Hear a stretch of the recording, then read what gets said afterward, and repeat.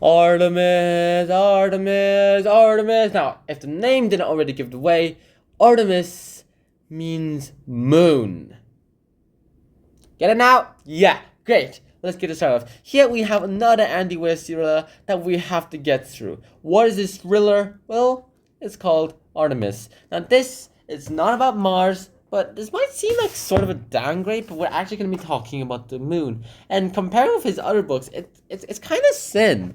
Like compared to The Martian already, it's sort of thinner than like The Martian. The Martian has more content to work with, I will have to say so. But lunar gravity though, and lunar knowledge and a hypothetical political system in a lunar colony, that is pretty easy to imagine, and that's also very, very easy to manipulate into your own ideas.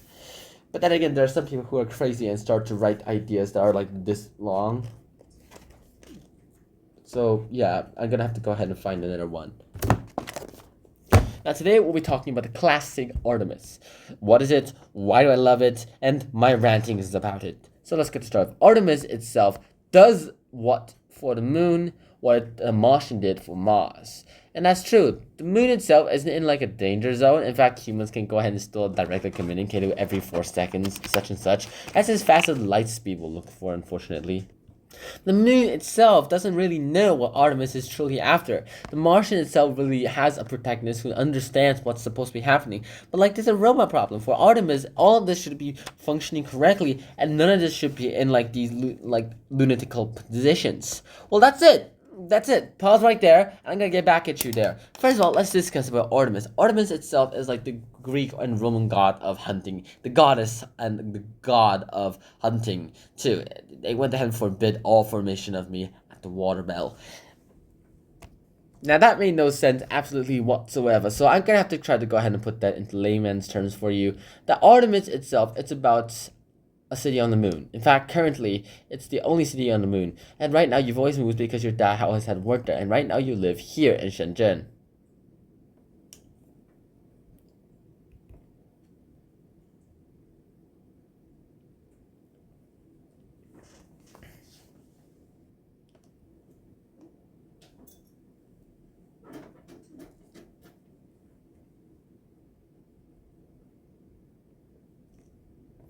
What else am I going to talk about Artemis? Artemis itself is set in like the near far future. Near far future in the sense like they have enough technology to like create good domes, but they don't have enough technology to like create it 100% safe. So it's a near far future. Take the rest 100 years or something like that. This Star Trek was like about 100 years old. So probably this Artemis itself is very, very old. Probably over 100 years old. Definitely over 100 years old. Probably over 120 years old. Here in Artemis, we get, instead of like a scientist going ahead and trying to solving a problem, we get another scientist, a female scientist, who's turned into a criminal, trying to solve a problem of her bank account issues and how she will be able to go ahead and survive any of all this at all. She gets into the saboteuring work to be paid 1 million slugs, aka the currency on the moon, but eventually realizes that the payer who's supposed to pay her is dead, and that she failed to break one of the composters that her payer ordered her to do. But her payer's daughter is still alive, and she knows how to work around his books. What the Artemis does better than the Martian, I will say so, is how they portray a space civilization. Now, technically they're not in space, but they are in outer space compared to the perspective of the Earthlings. What I will say though is that there's not much difference at all. Artemis itself is very, very similar to the communities that you find them there on like the ground floor, and they're all okay and everything too. None of them are out of place, and everything is in order, and every kind of story and every kind of teaching continues. With this lunar cycle, all of society, crime, the portrayal will be gone, and I will have to go ahead and try to survive and figure any of all this out from the total government and things like that. Artemis itself also gets bonus points, mostly because it has a female protagonist written by a male person, and he did it perfectly. He did it really, really well too. Now, Artemis itself was sort of a more disappointment than I expected. I expected these high expectations for it because I read The Martian. But after reading the Artemis, I kind of had to lower my expectations drastically. Artemis wasn't that bad, but like it is as bad as I had just described it. In itself is incredibly dexterous and incredibly plot sensitive and incredibly able to do a bunch of world building in a few pages. But we don't have time for world building. All I want is that file where you go ahead and recreate everyone and you destroy everyone and things and hold on like that. the portrayal of crime and smuggling in the society itself goes ahead and tries to show us that portrayal and crime are the ones that go ahead and save you from the society.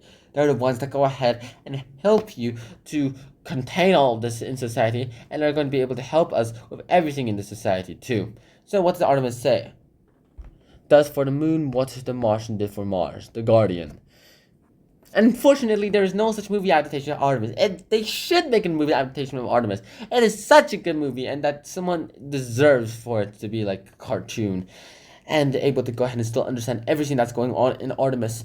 Artemis itself, I would love to read once again, mostly because of the story plot, the fact that I may have fallen in love with the main character of this story, and the fact that I am still shipping two of them on and on and on and on and on. With that in mind, Artemis itself as a novel is a success novel. He is earning more money than he has ever earned in his entire life, and he's able to go ahead and get everything working in perfect shifting order.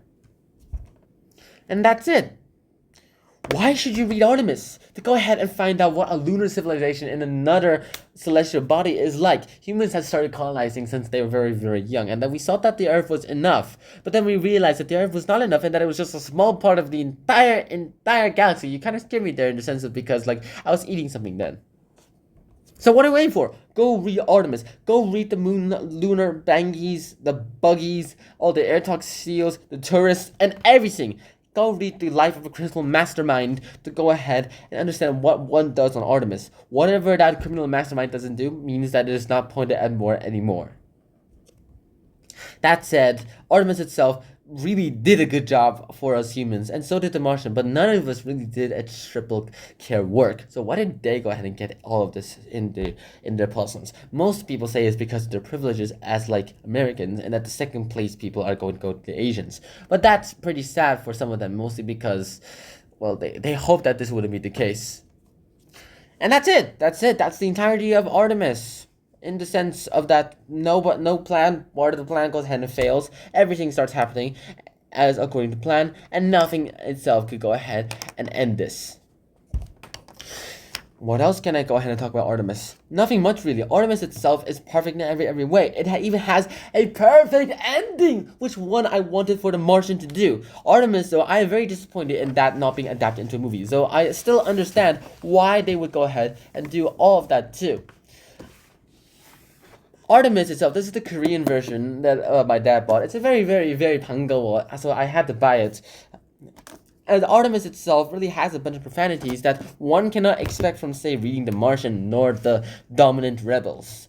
That's my point exactly. One would go ahead and start to sleep, not from the management or the deathly tiring by the reasons or from the excommunicatedness. And as a result, in the end, we have the masterpiece, Artemis. Sure, it's not much of a masterpiece, but it is better than next to nothing. And with that in mind, we have sadly concluded today's summary. I hope you guys enjoyed this episode of Hanshin Sean. I hope to see you guys soon. Until next time, Shihana, peace. Bye bye.